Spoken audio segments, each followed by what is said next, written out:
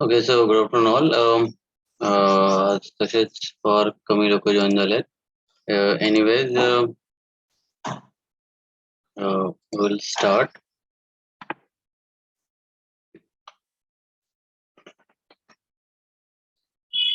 So IS 456 हा तर बघितलेला आहे तुम्ही की IS 456 2000 त्याच प्रकारे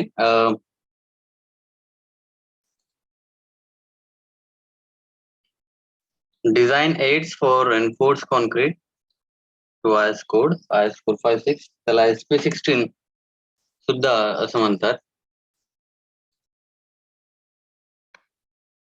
तर आता याच्यामध्ये म्हणजे जे डिझाईन एड्स आहेत, तर या पर्टिक्युलरली जितके काही IS 456 चे क्लॉजेस आहेत आणि त्यानुसार याच्यामध्ये जर कंटेंट्स आपण बघितले, तर त्याच्यामध्ये फ्लेक्झरल मेंबर्स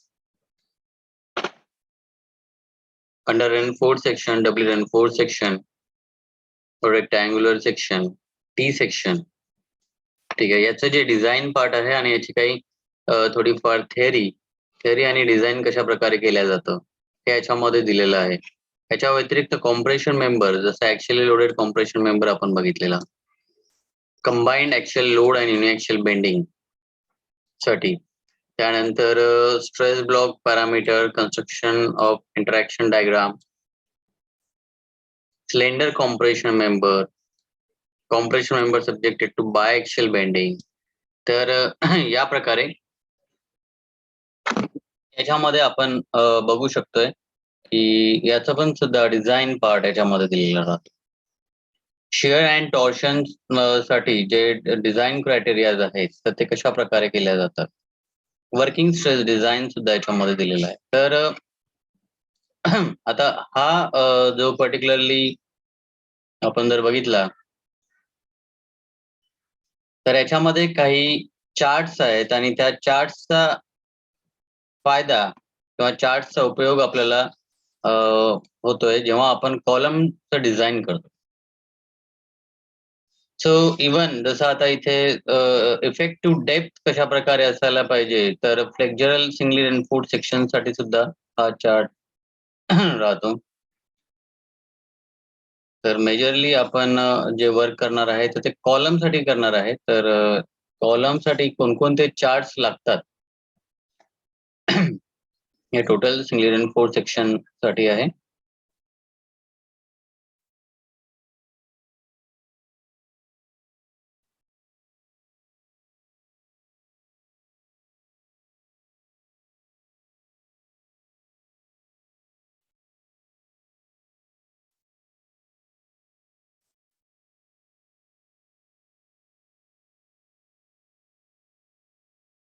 तो डिझाईन करताना आपल्याला ते चार्ट्स लागणार आहेत. तर त्यामुळे चार्ट्स एक्झॅक्टली कशा प्रकारे आपल्याला रीड करायचे आहेत आणि त्याच्यानुसार मग आपण पुढे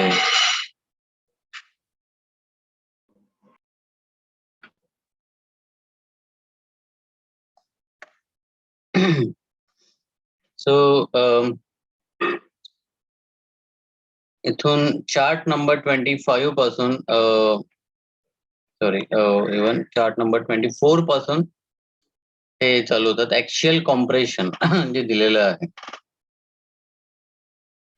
सो ऍक्च्युअल कॉम्प्रेशन म्हणजे जे या केसमध्ये जेव्हा आपण बघतोय की इथे जसं FE 250, ठीक आहे, FE 250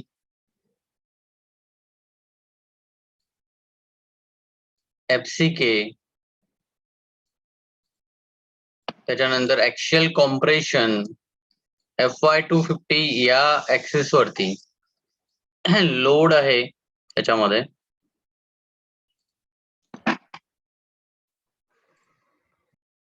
अजून झूम केल्यानंतर आपल्याला माहिती पडेल की याच्या व्यतिरिक्त रेन्फोर्समेंट पर्सेंटेज सुद्धा आणि त्याच्यानंतर PU डिवाइड बाय AG चा रेशो. तर हा जो चार्ट आहे या चार्ट वरून आपण डायरेक्टली कॅल्क्युलेशन करू शकतो की पर्सेंटेज रेन्फोर्समेंट पर्सेंटेज किती लागणार. तर हे कशा प्रकारे आहे, कशा प्रकारे आपण तो करू शकतोय. तर इथे तुम्ही बघू शकता की जर FY 250 न्यूटन पर mm² जर असेल किंवा जे स्टील जो आहे, स्टीलचा जो ग्रेड आहे तो जर समजा 250 न्यूटन पर mm² जर असेल,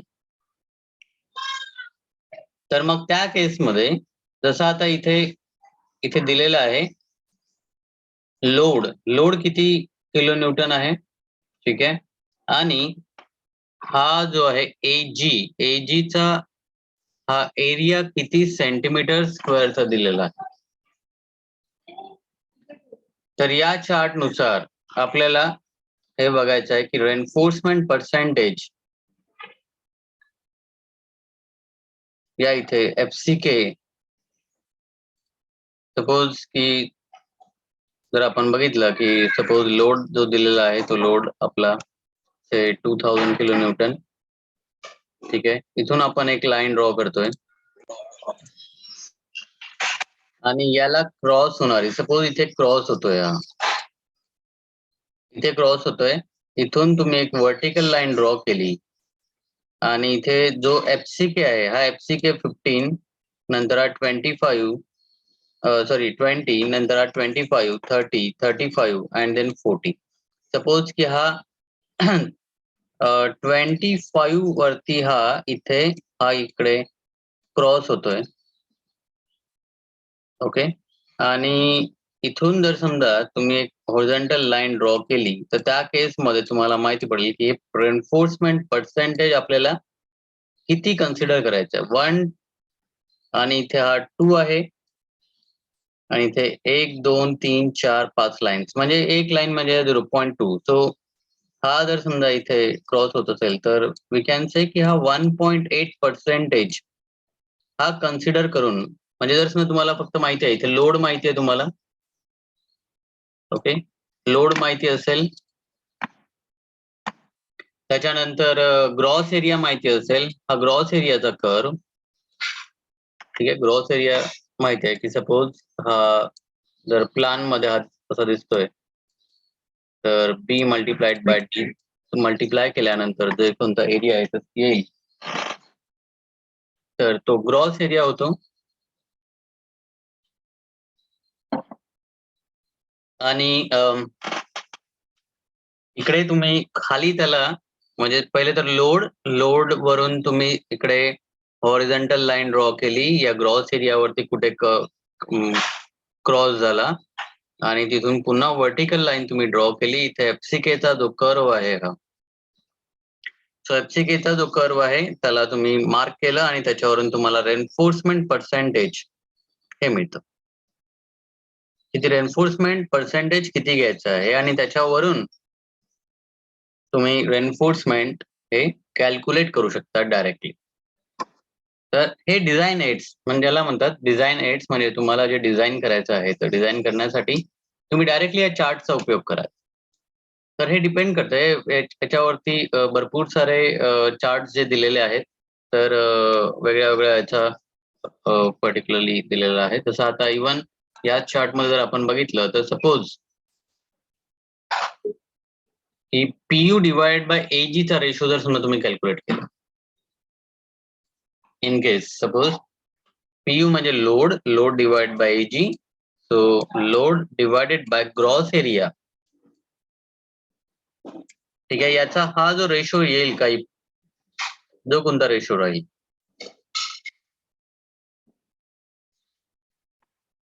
so for example even if we just take let us take this 215 or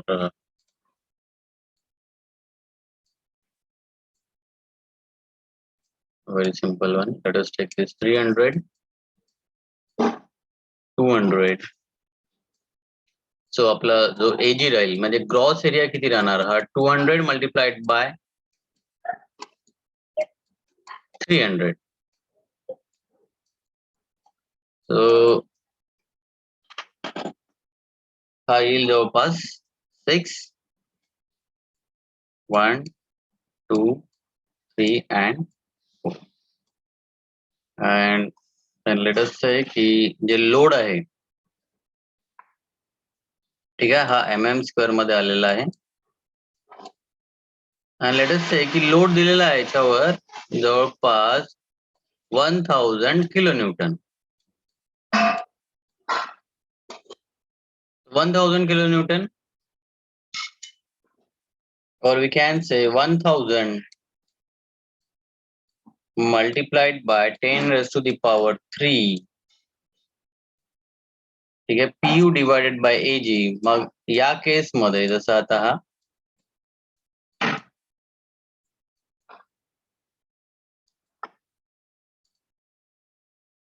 आणि AG जो आलेला आहे हा 60,000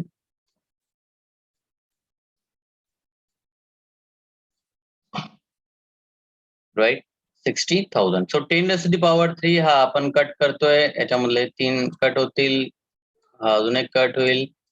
सो 100 डिवायडेड बाय 6 जर समजा तुम्ही कराल आणि त्याच्यानुसार जे काही तुम्हाला मिळत आहे,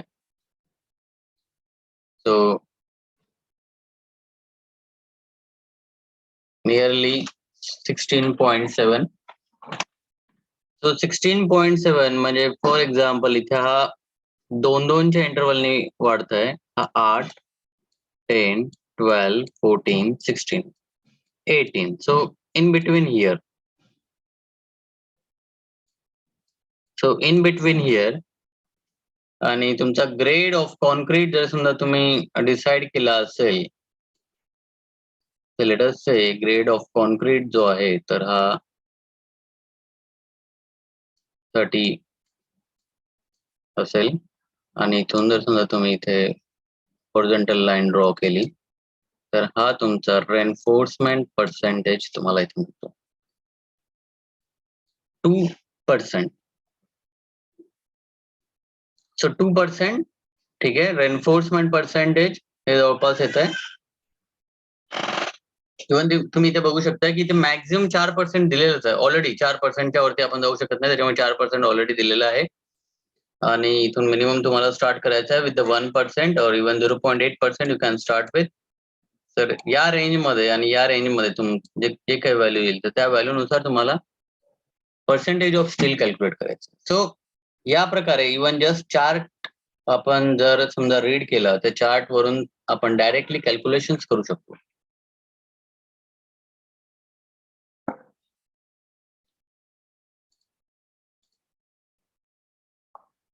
सो हा टोटली ऍक्च्युअल कॉम्प्रेशन जर असेल तर ऍक्च्युअल कॉम्प्रेशन साठी पहिलेचा जो चार्ट होता त्याच्यामध्ये FY250 होता. नेक्स्ट जो चार्ट आहे तो FY415 आणि बाकी ऑलमोस्ट सेम सगळं. त्याच्यानंतर ऍक्च्युअल कॉम्प्रेशन FY हा 415, नंतर FY जर समजा 500 असेल तर त्या केससाठी. आणि इथे ग्रेड ऑफ कॉन्क्रीट दिलेला आहे, ठीक आहे. ग्रेड ऑफ कॉन्क्रीट 15 पासून चालू होतोय तर 40 पर्यंत जर समजा असेल तर त्या केसमध्ये तुम्ही हा चार्ट यूज करू शकता. And then compression with bending. आता इथून हा जो चार्ट आहे FY250 साठी दिलेला आहे हा. सो कॉम्प्रेशन विथ बेंडिंग, आणि आता याच्यामध्ये rectangular section, reinforcement distribution equally on 2 side. Compression member आहे, ओके. बेंडिंग आहे, ठीक आहे. त्याच्यानंतर रेक्टँग्युलर सेक्शन आहे आणि reinforcement distributed equally on 2 side. एक तर 2 साइड वर रेनफोर्समेंट डिस्ट्रीब्युशन राहू शकतं, अदरवाइज ऑल 4 साइड्स. सो पहिला पार्ट कॉम्प्रेशन मेंबर, बेंडिंग साठी रेक्टँग्युलर सेक्शन आणि रेनफोर्समेंट. नेक्स्ट FY दिलेला आहे, त्याच्यानंतर D'/D रेशो 6. असे 6 पॅरामीटर वरती आपण डिसाइड करू शकतो की कोणता चार्ट आपल्याला कन्सिडर करायचा आहे, ठीक आहे. पहिला पार्ट म्हणजे कॉम्प्रेशन आहे, बेंडिंग आहे, रेक्टँग्युलर आहे, त्याच्यानंतर 2 साइड वरती इक्वल डिस्ट्रीब्युशन आहे रेनफोर्समेंटचं FY250, आणि त्यानंतर D'/D हा 0.05 किंवा D'/D चा रेशो. D'/D म्हणजे काय की आता इथे दिलेलं आहे ऑलरेडी, हा पहा. D' म्हणजे कव्हर आणि हा D म्हणजे जो कोणता लार्जर डायमेन्शन असेल तो, ठीक आहे. B म्हणजे स्मॉलर डायमेन्शन कन्सिडर करायचा आणि कॅपिटल D म्हणजे हा जे कोणतं लार्जर डायमेन्शन असेल तर ते कन्सिडर करायचं आणि त्याच्यावरून डी डॅश बाय डी हा रेशो घ्यायचा.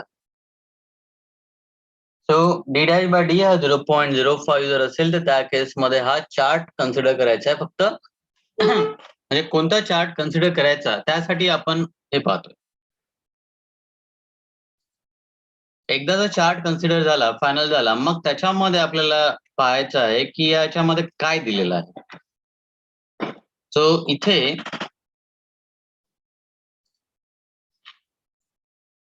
चार्ट फायनल झाल्यानंतर PU divided by FCK BD हा जो रेशो आहे, पीयू म्हणजे लोड,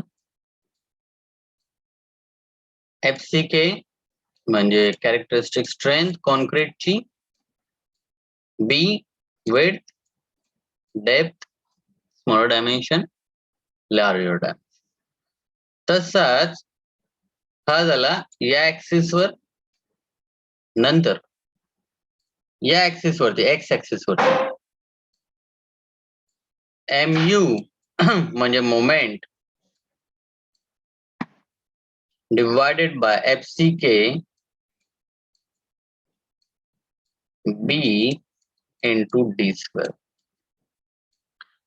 तर या प्रकारे हा पहिला रेशो भेटेल आणि दुसरा रेशो मिळेल.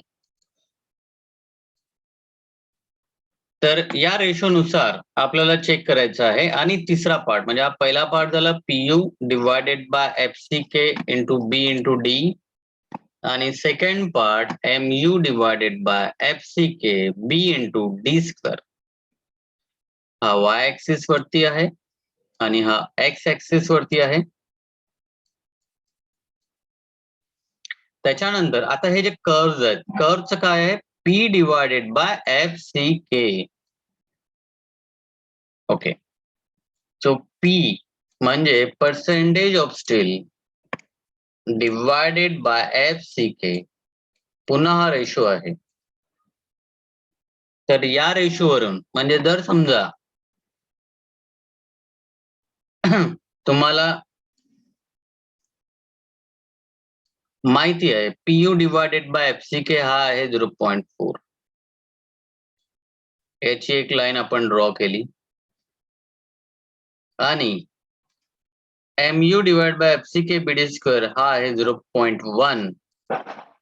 याची एक लाईन आपण ड्रॉ केली, इथे व्हर्टिकल लाईन ड्रॉ केली, इथे हॉरिझॉन्टल लाईन ड्रॉ केली, आणि कोणत्या कर्व वरती ही इंटरसेक्ट होत आहे, तर तो इंटरसेक्शनचा P डिवायडेड बाय FCK जर समजा आपण घेतला तर तो येतोय हा बघा, हा 2-2च्या इंटरव्हलनी वाढत जातोय. म्हणजे 0.006 सॉरी अगेन 0.06, 0.08, 0.10 हा जो कर्व आहे, म्हणजे आता तुम्हाला P डिवाइड बाय FCK ची जी व्हॅल्यू आहे ती मिळते 0.10. म्हणजे जर समजा तुम्ही FCK ला मल्टिप्लाय केलं तर तुम्हाला पर्सेंटेज ऑफ स्टील हे तुम्हाला कॅल्क्युलेट करता येईल.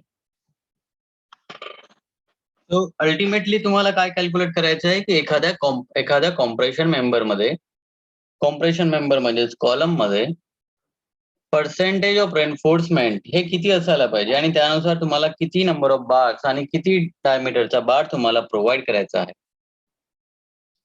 तर त्यासाठी तुम्हाला काय माहिती असायला पाहिजे, सर्वात पहिल्यांदा माहिती असायला पाहिजे लोड किती आहे, मोमेंट किती आहे, ओके, FCK म्हणजे ग्रेड ऑफ कॉन्क्रीट, त्याच्यानंतर विड्थ, डेप्थ. यानुसार तुम्ही हे 2 रेशो कॅल्क्युलेट करणार आणि या 2 रेशोवरून तुम्हाला माहिती पडेल की हा P बाय FCK ची व्हॅल्यू किती आहे, आणि त्यावरून तुम्ही पर्सेंटेज ऑफ स्टील म्हणजे P कॅल्क्युलेट करणार. ठीक आहे. चार्ट्स इथे तुम्हाला सांगितलंय मी, चार्ट्स कशा प्रकारे बघायचे आहेत, तर त्याच्यामध्ये पॅरामीटर्स दिलेले आहेत already. Compression with bending, rectangular, reinforcement, FY आणि D डॅश बाय D.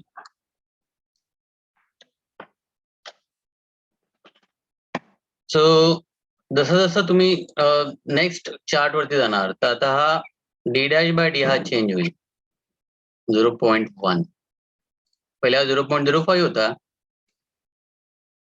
आता 0.1. बाकी सगळं सारखं आहे. सो 0.1, 0.15, 0.2, 0. ठीक आहे, 0.2 पर्यंत. त्यानंतर आता हा FY पहा 415 झालाय. सो मोस्टली हा चार्ट नंबर 31 हा आपल्याला लागू शकतोय, म्हणजे इथून इकडे लागू शकेल, कारण की मिनिमम आपलं जे आहे ग्रेड ऑफ स्टील जो आहे आपण 415 यूज करतोय. सो 415 हा इम्पॉर्टंट आहे. त्याच्यानंतर DI/D चा रेशो आपल्याला कॅल्क्युलेट करायचा आहे. तो कॅल्क्युलेट झाल्यानंतर PU डिवाइड बाय FCKBD आणि MU divide bye FCKBD square हे जर आपण कॅल्क्युलेट केलं तर त्याच्यावरून आपल्याला डायरेक्टली पर्सेंटेज ऑफ स्टील आपल्याला कॅल्क्युलेट करता येईल. सो पर्सेंटेज ऑफ स्टील तुम्ही एकदा जर कॅल्क्युलेट केलं की म्हणजे डायमीटर ऑफ बार आणि नंबर ऑफ बार्स हे तुम्ही तिथे कॅल्क्युलेट करू शकता.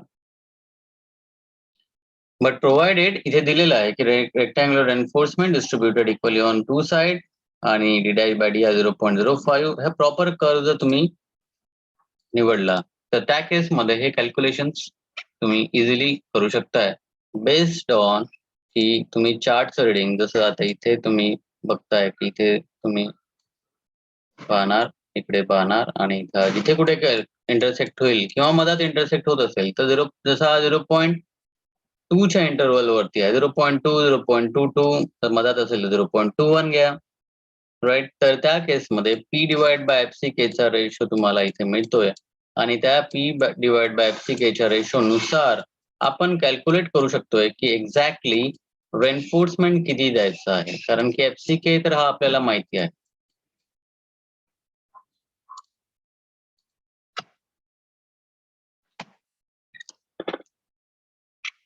सो नेक्स्ट जसं आता FY 415 आहे आणि त्याच्यानंतर DI/D हा वाढतोय 0.1 केलेला आहे, 0.15 then 0.2. So mostly chart number 31 पासून या चार्ट नंबर 34 पर्यंत, ओके, 31 to 34, तर हे चार्ट नंबर्स आपल्याला यूज करावे लागतील मोस्टली, कारण 415 आहे फक्त D' चा रेशो हा चेंज होईल. असं बनवू शकतं की D' चा रेशो आहे तर त्या केसमध्ये इथे सपोज 0.05, 0.1, पण फॉर एक्झाम्पल 0.15 आणि 0.2 च्या मधात सपोज 0.175 आला तर त्या केसमध्ये तुम्हाला इथून सुद्धा P डिवाइड बाय FCK आणि तिकडून P डिवाइड बाय FCK आणि त्याच्यानंतर इंटरपोलेशन केल्यानंतर तुम्ही त्याच्यामध्ये व्हॅल्यू कन्सिडर करू शकता. किंवा अदरवाईज जेव्हा तुम्ही कव्हर कन्सिडर करायचं असेल तर कव्हर ज्या प्रकारे कन्सिडर करायचं की कॅपिटल डी वरती डिपेंड आहे की suppose capital D is say 400 mm. So let us take this as 40 mm. 40 mm जर समजा तुम्ही कन्सिडर केलं तर त्या केसमध्ये you will get 0.1. So accordingly we can get the exact curve. Then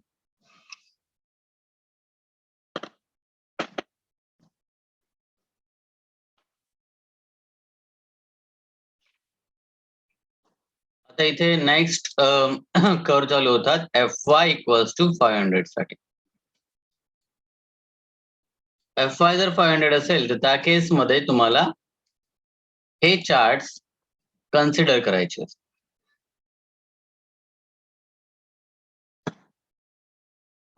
so FY equals to 500 आणि त्याच्यानंतर DI/D चा रेशो आणि हा जसा जसा नेक्स्ट चार्ट वरती जाणार तसा तसा वाढत जाईल 0.1, 0.15 अँड देन 0.2.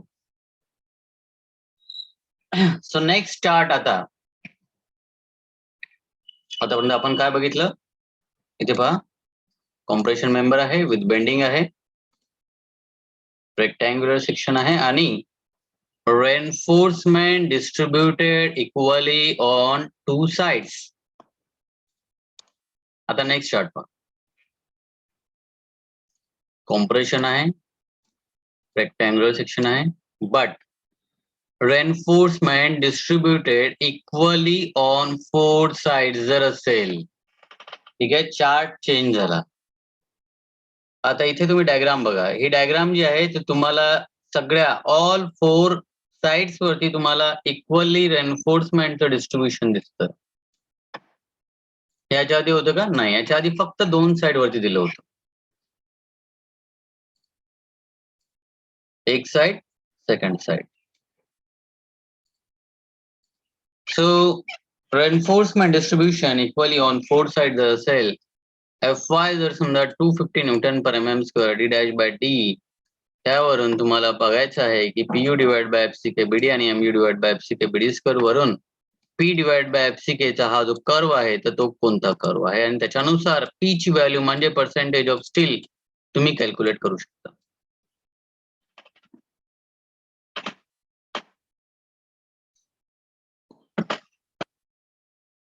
सो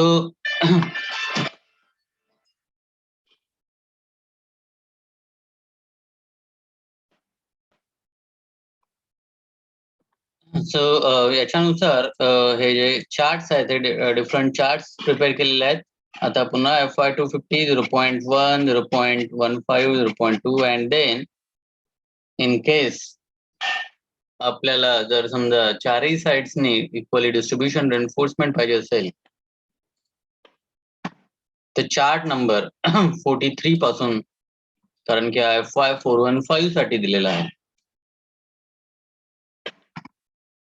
FY 415 साठी दिलेला असल्यामुळे आपण चार्ट नंबर 43 पासून किंवा चार्ट नंबर 31 to 34 हे बघू शकतो, किंवा चार्ट नंबर 43 पासून आपण हे चार्ट सुद्धा कन्सिडर करू शकतो.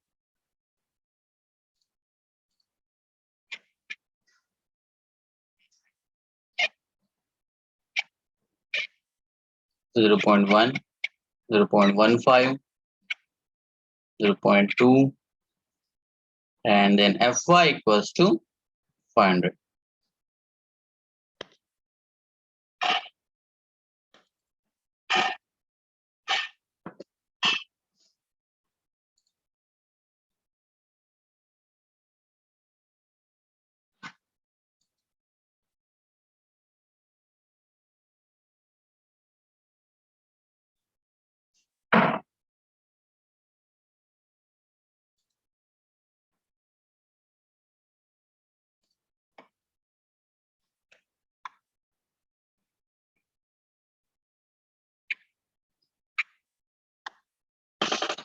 And then compression with bending, आणि जर समजा सर्क्युलर सेक्शन असेल, FY 250 आहे, D' by D 0.05. सो इथे सर्क्युलर सेक्शन जर असेल तर त्या केसमध्ये या चार्ट नंबर 51 पासून हे डिफरंट चार्ट्स इथे अप्लिकेबल राहू शकतात. सो याच्यासाठी सुद्धा same PU divide by FCK. आता इथे बघा की हे PU डिवाइड बाय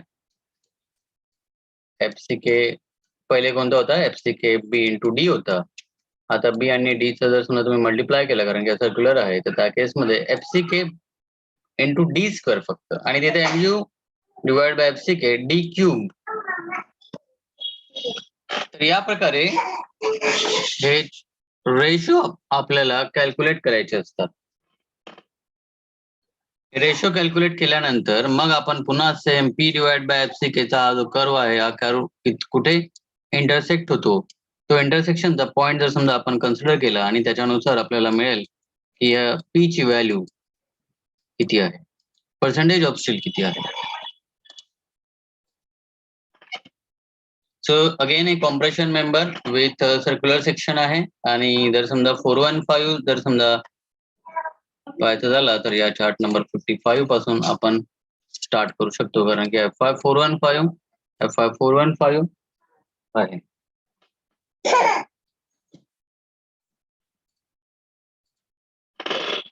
सो या प्रकारे हे चार्ट आपल्याला अप्लिकेबल राहतील आणि याचा यूज करून आपण कॅल्क्युलेशन्स करणार आहेत पर्सेंटेज ऑफ स्टीलचं, आणि त्या पर्सेंटेज ऑफ स्टील वरून आपण कॅल्क्युलेट करणार की किती एक्झॅक्टली डायमीटर ऑफ बार आणि किती नंबर ऑफ बार्स आपल्याला कॅल्क्युलेट करायचे.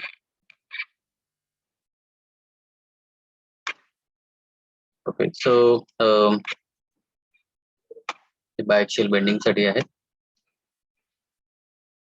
सो हे चार्ट नंबर 62 मॅक्झिमम 62 पर्यंत आपल्याला यूज करायचे आहेत. तर चार्ट कसे यूज करायचे, कोणाला काही डाऊट असेल तर ते आता विचारू शकता. एनी हाऊ आपण जेव्हा प्रॉब्लेम पाहणार आहे तर त्या प्रॉब्लेम मध्ये एक्झॅक्ट व्हॅल्यूज घेऊन कशा प्रकारे केल्या जातं तर ते आपण नेक्स्ट लेक्चर मध्ये पाहू. सो इथे आपण स्टॉप करतोय. अटेंडन्स ची लिंक चॅटबॉक्स मध्ये शेअर केलेली आहे, त्याच्यामध्ये तुम्ही अटेंडन्स मार्क करून टाका. ज्यांची अटेंडन्स मार्क झाली they can leave the meeting. काही कोणाची डाऊट असेल तर वी कॅन सॉल्व. ठीक आहे, थँक्यू.